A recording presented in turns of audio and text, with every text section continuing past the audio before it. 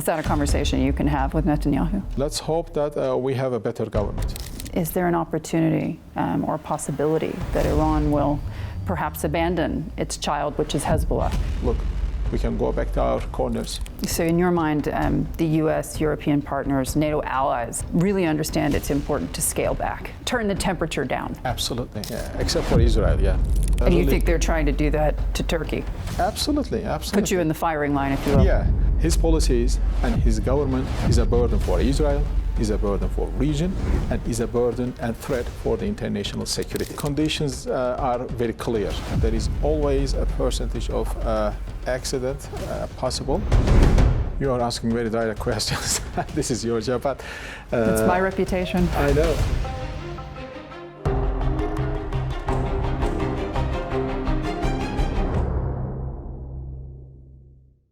Your Excellency, thank you so much for joining me on the record. Thank you for having me.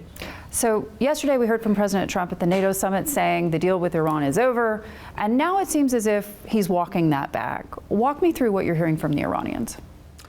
Well, I think, to be honest, when we heard President Trump, I think this is our understanding. He doesn't really mean that, the ceasefire is over. I think he was basically referring that there is a retaliation, actually, yes, to what was happening between Iran and United States. I think there was a lack of communications and misunderstanding between both sides in terms of how to implement the passage through the Strait of Hormuz. And I had a phone call today with my Iranian counterpart. I think I have had a deeper understanding of the root of the problem. Mm-hmm. So they need to have better communications and better deconflicting mechanisms. Yeah. In your mind, are we going to see an end to this conflict anytime soon, given this kinds of lack of communication? Well, I think at the same time they are learning from the mistakes. Yeah. This is for sure.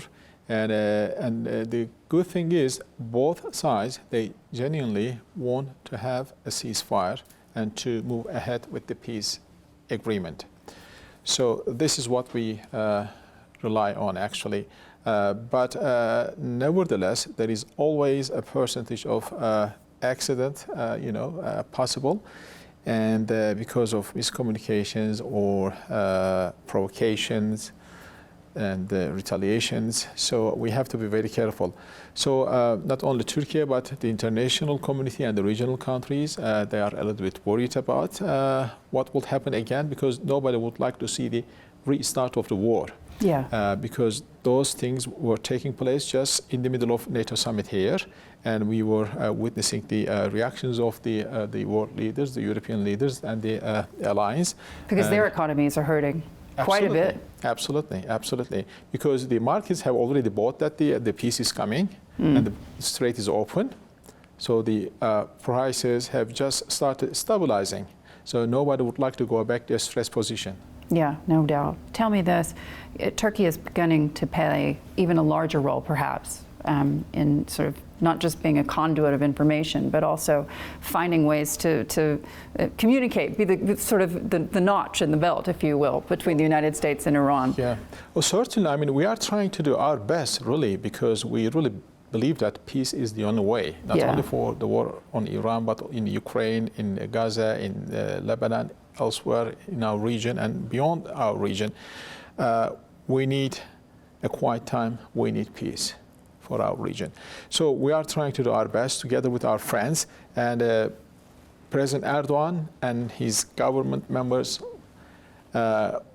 we've been working with our neighborhood for over 20 years, and we know everybody, we know the dynamics of every conflict. So I think we are best positioned to really understand and how to help stop them. So in your mind, the US, European partners, NATO allies really understand it's important to scale back, turn the temperature down. Absolutely. Yeah. Absolutely. Yeah. Tell me this. Except for Israel, yeah. I was going to ask you about that. So the rhetoric between Turkey and Israel has been rather tense of late. In your mind, will this lead to an open conflict between Turkey and Israel?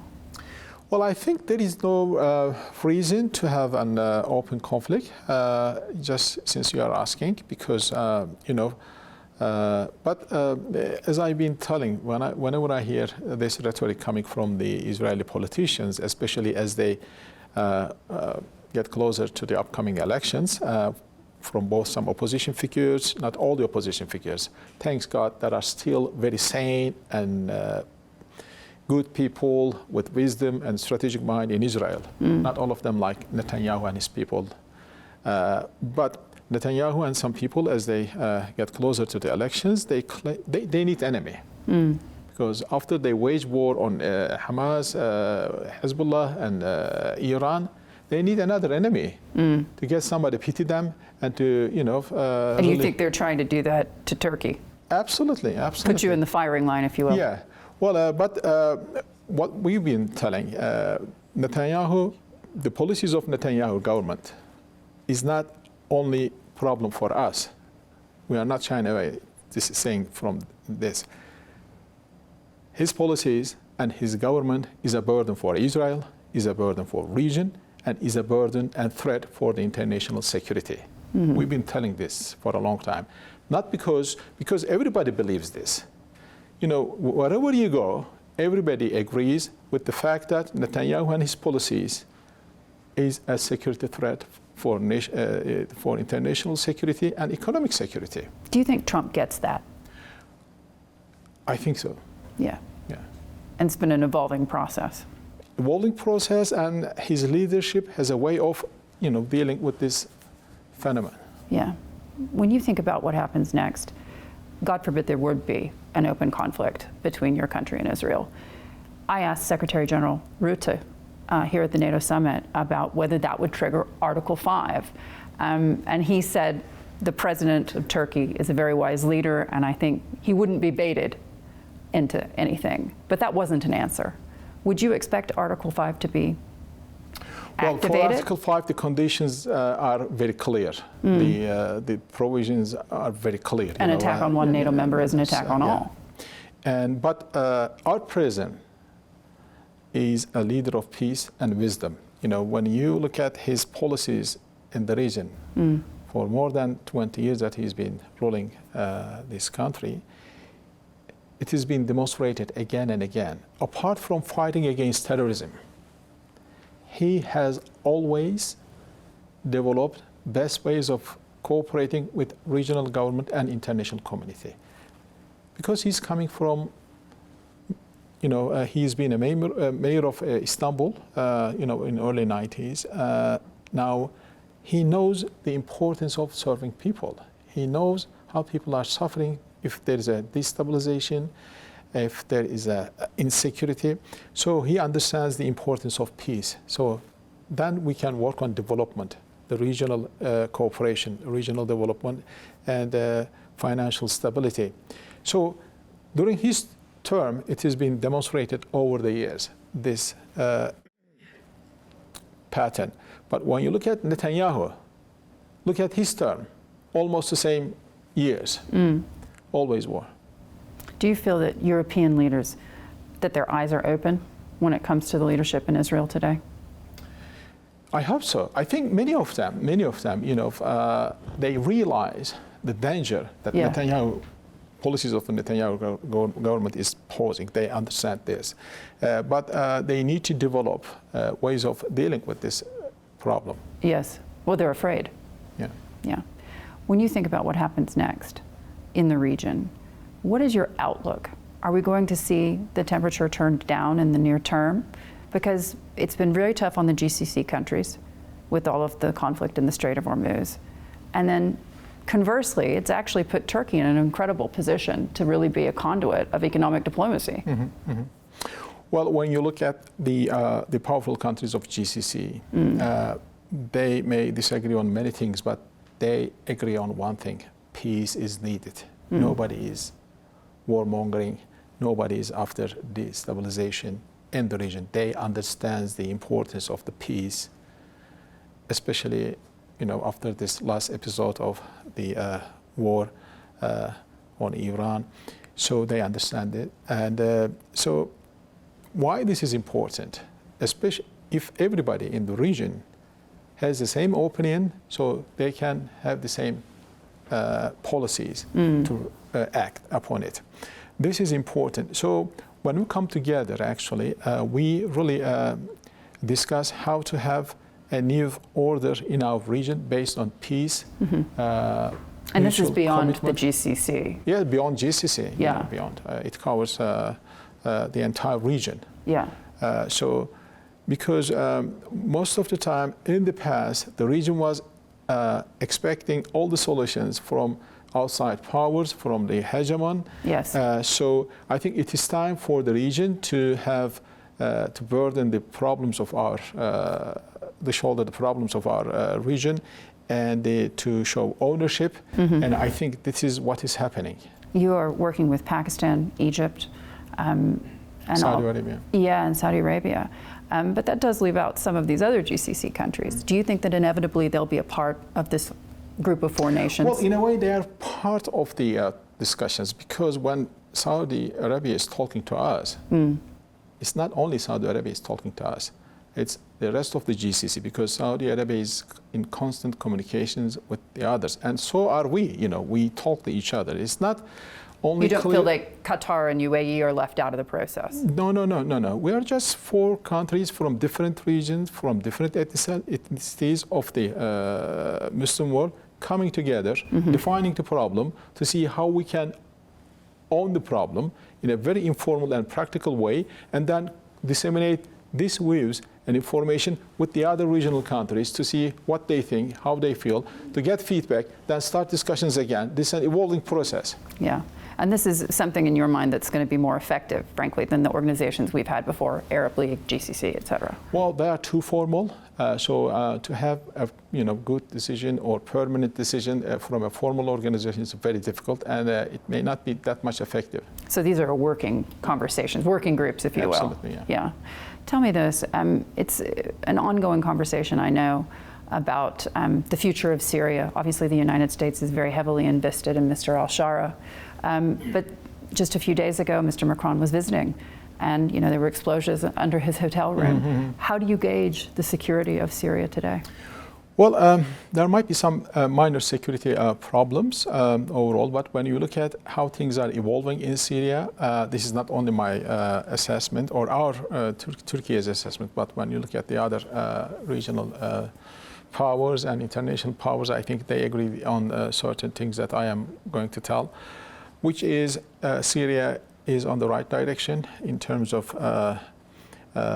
consolidating the things inside the country and healing the wounds of the country and trying to revive the economy and trying to attract the people back to country and trying to address the problem of YPG-SDF and the rights of the Kurds and what's happening, what will happen with the Alevi minority and the problems in the south. I think the mindset and the policy framework is more or less on the right track. But in terms of implementation, it is taking time. None of the problems, for the time being, is that big. So I think with the help of the regional governments and international community, the Syrian government will be able to overcome all these existence issues, because it is the interest of the region as well. There is one risk, though, for Syria, is the policies of Israel. Yes. So we are not sure if Israel wants to see a stable, good, powerful, evolving, developed Syria. Do you believe they're actively trying to destabilize them now? When you look at the past and current patterns of the Israeli government towards the regional countries, yes. Yeah. Is that something you're afraid of? This is something that we don't want to see. This is something that we want to communicate to the Israelis together with the regional governments. Look, stop a strategy that sees your security should come from someone else's insecurity and division. Let's change this, in the region. Other countries in the region, when they developed stable and secure, that might also work good for you too. But since they are in the business of occupation all the time, they know that the occupied people have feelings and connections from heart to heart to the people of the region. Yes. So that's why they are afraid of the fact that that feeling, that connection is always dangerous for Israel as long as they maintain this occupation policy. Tell me about what's happening in Gaza, because obviously Turkey was a major signatory to President Trump's peace advisory board, if you will. We talked about it when we spoke in Davos several months ago. Where is that today? Gaza peace plan, supported by and led by President Trump and supported by us, and as a result we have had a board of peace, and I think it was very much instrumental in stopping the genocide. So in that regard it played an historical role. But in terms of seeing the deliverables that is being promised by the plan itself, especially seeing the people that they are getting enough humanitarian assistance, shelter, and medicine. I think in that part, the plan has not fully succeeded yet. So we need to get more pressure from international community to put on Israel to let Palestinians get more international humanitarian aid. Unfortunately, the war in the Gulf was distracted the attention of regional and international community from Gaza to war itself. So hopefully when there is an agreement or long-term ceasefire between the parties, then they can refocus on Gaza problem and the humanitarian tragedy that is still taking place in Gaza, because we cannot forget about the fate of 2 million people. Now they are in the middle of heat and summer, in open air, and they will go to another winter without shelter. In your mind, is there a way to do that without sanctions on Israel? Well, as I said, this is subject to diplomacy of international community and international organizations and alliances like EU, like OIC, like Arab League, like United Nations. Yes, who've all been largely unsuccessful. Is it going to have to be President Trump who rolls that final dice? Well, certainly the U.S. leadership historically plays vital role on Israel. We'll see how it evolves. In your mind, what's the other potential hotspot? Because we're talking about Syria and the potential for the Israelis to undermine that country's security and undermine that country's leadership. What about Iraq? Where are they today? Now we have a new prime minister and elected government in Iraq, which we openly support, as we have supported the previous governments, because whoever Iraqi people elects is very sacred for us too. But they have some structural problems that they had inherited from the previous decades. So, and most of the Iraqi leaders, they recognize the existence of those problems, although they cannot acknowledge publicly, because some of the things should be dealt with, behind the scenes. If they being publicly acknowledged, it might cause bigger problems. So, but we need to talk to the Iranians about the stability of and sovereignty of Iraq, together with other countries as well, because Iraq has great potential. If they can release themselves from the Iranian yoke. They have great potential, but last 2 decades, as you know, they haven't seen anything but war, occupation, destruction, death. But now they've been going through some quiet time.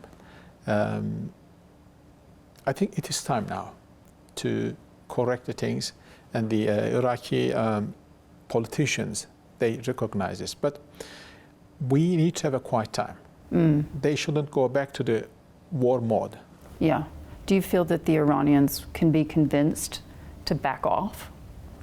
Well, if we have enough quiet time, we can have a better conversation with the Iranians. Yeah. When I had the chance for an exclusive interview with the new prime minister just a few weeks ago, he told me about his plans, to cut down on corruption. We've seen him already beginning that across the country in recent days. He also talked to me about the potential to suspend membership in OPEC in order to make sure that they could, produce oil at the capacity that they need to for their economy. And I understand that those plans are in place. In your mind, is this a prime minister that the Iraqi people can get behind? Because he has big ideas, and he says he's not going to be controlled by Iran. Well, as I said, if we have a new vision for our region, I think the actors in the region, they will not act with the old way. Yeah. So that's why we need new vision for new action. Yeah. So with the old vision, you'll get to see the old action all the time, which is not helping us much. So you're cautiously optimistic about? No, I am just trying to tell what we need, actually, because we need to recognize what we need collectively first. Then we need to act upon it. Yes. This is how we would like to move forward. So if Iran feels it's safe, because they've been sanctioned and attacked for the last 3 decades. So I think it is time to have a fundamental change for everybody in the region towards what end? Towards peace, stability, sovereignty, and territorial integrity of every country in the region. This should be our objective collectively. This is what we are now discussing with other countries in the region. Otherwise, with the old understanding, we will get old implementations and policies. In your mind, is there an opportunity or a possibility that Iran will perhaps abandon its child, which is Hezbollah, because proxies aren't addressed, at least publicly yet, in this conversation between the United States and the Iranians? You are asking very direct questions. This is your job, but that's my reputation. I know. It's better to ask this to Iranians. But if you ask me how I see things in a way that should be addressed in a better, as I said, we need to go back a situation where the sovereignty and the territorial integrity of every nation is fully recognized, accepted, and safety and security, because Iran has claimed for a long time that it was like a preemptive security policies that they've been taking by having these, they call it friends in those countries. So it's a part of the wider security arrangement. Yes. Just like the Israelis are occupying the rest of the region as part of the security. But if we get a new security understanding, which will guarantee safety, security, political sovereignty, and territorial integrity of every party in the region with a new understanding, I think it should tell them, look, we can go back to our corners. Yes. And let them be where they are and start cooperating. Yes.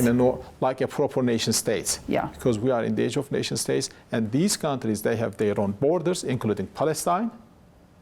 They have their borders internationally recognized, and they have their administrations, elected leaders. So, of course, the degree of cooperation among the nations and people, no one can interfere that. They are free to have ultimate relations among ourselves, as long as it doesn't constitute a threat to the other party in the region. My belief, Iran is mature enough to understand all these realities.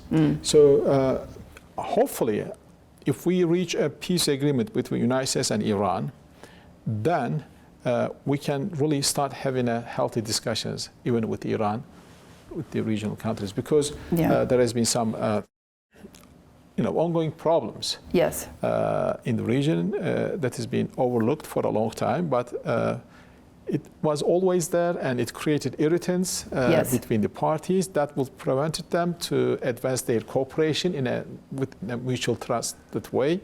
So I think we have to be frank, transparent, and sincere in defining and communicating our problems this time and finding them a solution. In your mind, are we going to get a peace for Lebanon? For that, we need to change the security perception of Israel. And how do you do that? Well, we need to have a good discussion with regional and international partners about that. Is that a conversation you can have with Netanyahu? Well, let's hope that we have a better government. Yeah. To really Tell me, the United States and Turkey, ongoing conversations about the F-35s. How quickly do you think we're going to see that issue resolved? Because we know that the president has said there shouldn't be any problem about reinstating the F-35 program. Well, as you said, I mean, the political will there. I mean, the President Trump and President Erdogan, when they came together last year in September in Washington, D.C., even, before this meeting, they decided to remove all the obstacles about F-35 project. So ever since that, we've been working on that, and I think we will reach solution soon enough. So there will be no problem for Turkey to get F-35 that we had paid for long before, 5-6 years ago. We paid for those F-35s. They've been sitting in a hangar. To be picked up by us. Yes. But the American Congress introduced an NDA act specifically describing Turkey, prohibiting from doing that. So, but there's a provision there, and I think we'll you see that being resolved. Yeah. Would we potentially see S-400s going to the UAE, for example? Well, as I said, this is an ongoing process, and there has been discussions, talks within the government. So that has to be a healthy discussion with the Russians as well, because I cannot name any country or process or type of solution at this moment, because, as I said, there is a political will between two presidents. So Russia should be part of the discussions as well, because this is where S-400 is bought from. Yeah. I was just in Russia. I've been traveling to Russia quite a bit since the war began. And you see a very different Russia today, to be quite honest. The economics are difficult. The hits from Ukrainian drones are very real. And it's just difficult for people to live now, particularly in even communications have become difficult. In your mind, do you see that the Russians are in a much more fragile position than they have been in the past? I was in Russia last month. I had meetings with my counterparts and some intelligence and security officials, and I was also received by President Putin. And I do this every year. We have bilateral issues and we have regional issues that we need to synchronize some views. To see where we stand on those issues, especially South Caucasus and Middle East, and the war on Ukraine. I think, Mr. Putin has made it public a couple times that, and he also said during our meeting that he is committed to the Alaska meeting, the understanding that they reached in Alaska. But again, it requires two to tango. So the unilateral commitment to one understanding may not be that much successful unless you get the other party, namely the Ukrainians, to agree on the same very thing. So, you think we're closer to getting a deal there? Again, I mean, once we get over with the Iranian deal and war, I think we need to refocus on the mediators from the American side. We need them to refocus. Your Excellency, thank you so much for joining me. Thank you very much. I appreciate it. Thank you for your time. Thank you.